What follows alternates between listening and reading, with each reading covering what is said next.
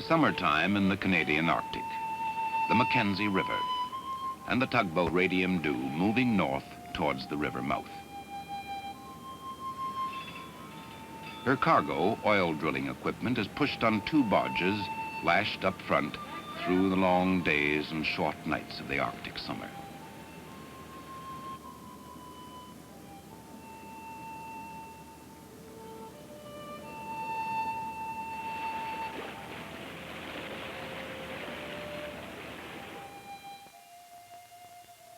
From Edmonton in the south of Canada, the tugboat has traveled 1,500 miles by lake and river to the Mackenzie Delta. From here, the Arctic Ocean stretches northward, unnavigable, a grinding mass of eternal pack ice. But sometimes, for less than 2 months of summer, a channel may open along the shore. Now, Radium Dew's task is to slip through on a 500-mile dash to northern Alaska, one of the loneliest places on Earth, cut off by mountain, accessible from the south only by bush plain, the region of Alaska called the North Slope.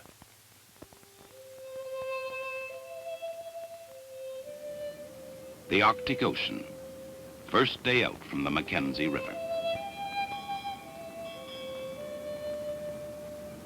At sea, the cargo is taken in tow, 2 of 7 barges which Radium Dew must bring out of Canada during the short weeks of summer.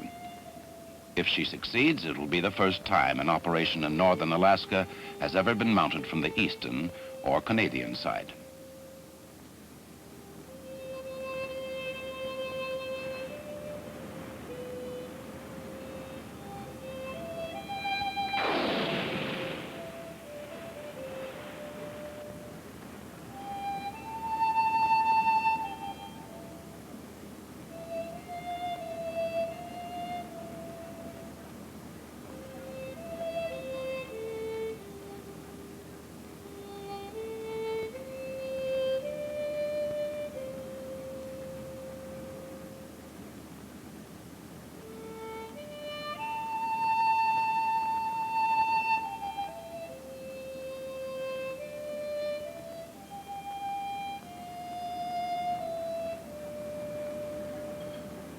Now the tugboat must feel her way through the shallows at the mouth of the Colville River and push as far upstream as navigation allows.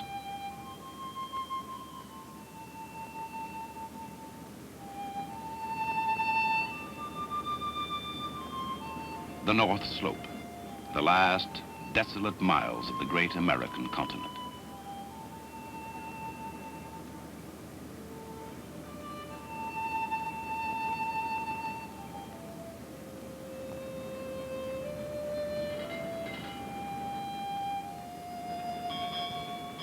This, then, is as far as we go by water, to a point 50 miles south of the Arctic shore, 300 miles north of the Arctic Circle. A flat, treeless wilderness where the last hills peter out towards the last ocean.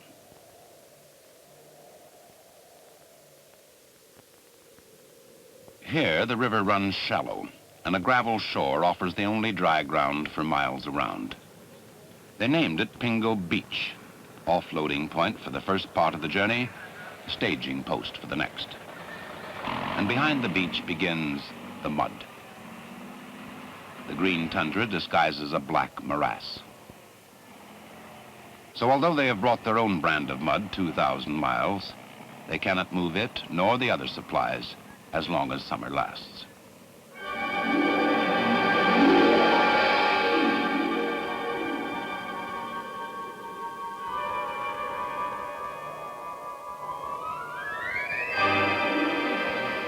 October, Pingo Beach. 6 huts crouched under the riverbank. 15 men waiting while the frost bites deep into the ground. Working for the day when the first convoy will be ready to move.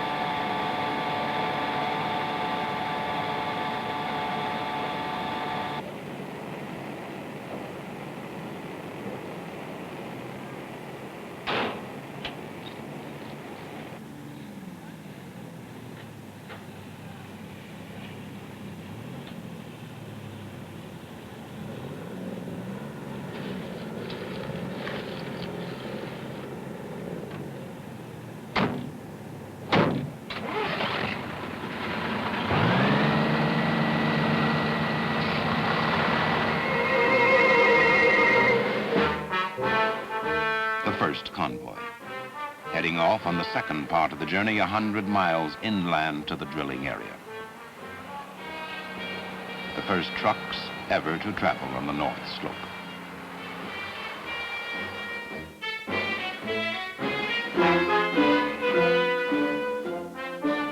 Truckloads to go before drilling begins, and 3 wells to be drilled before winter ends.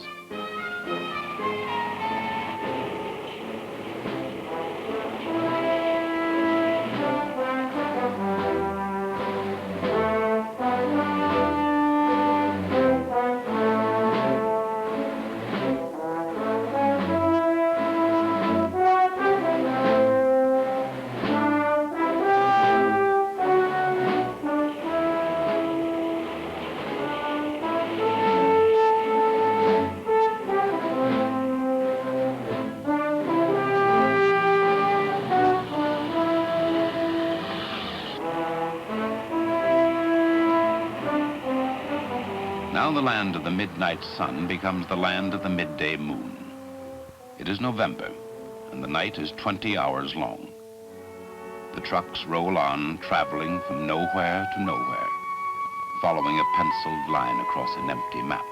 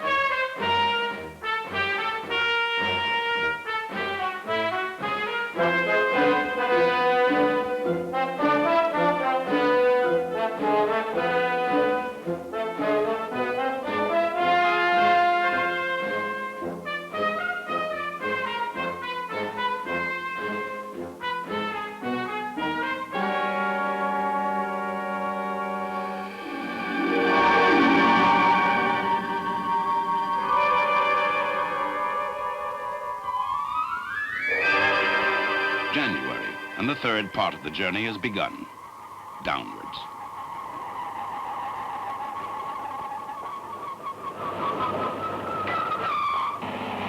What does it feel like at 40 or 60 below, where flesh freezes and a steel spanner can snap like a carrot?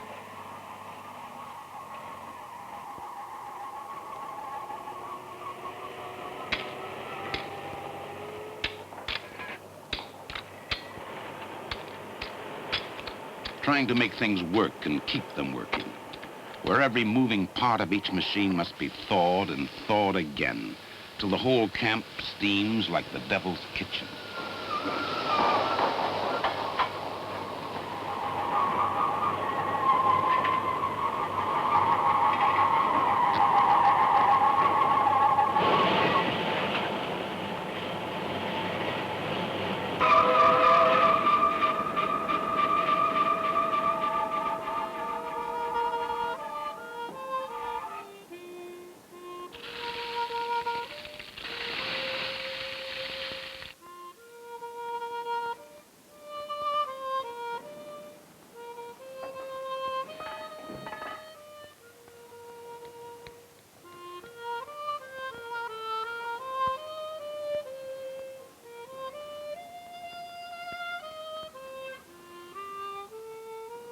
Two shifts. You can sleep or you drill. Nothing else. Except a few chores like finding drinking water in a country where the rivers can freeze solid to their beds.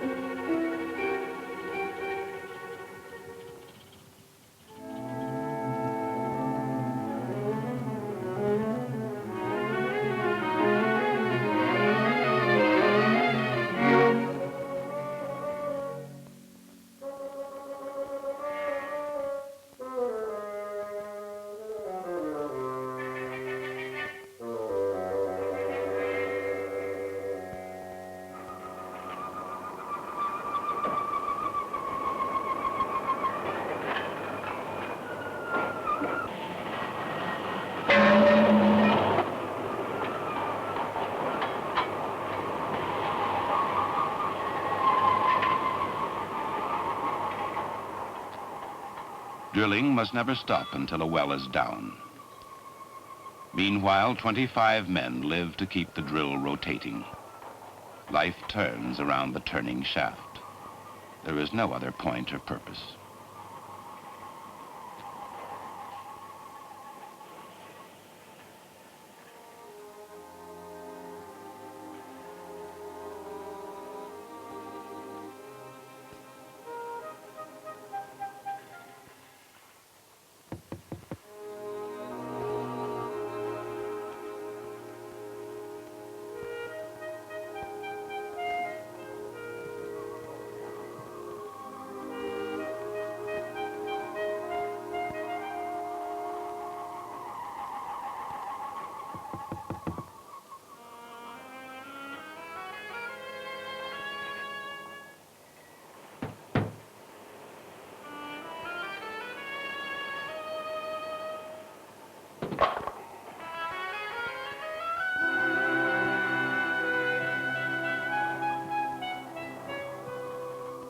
When a roughneck dresses to go out on a 12-hour shift, the chances are that he's thinking of the bit.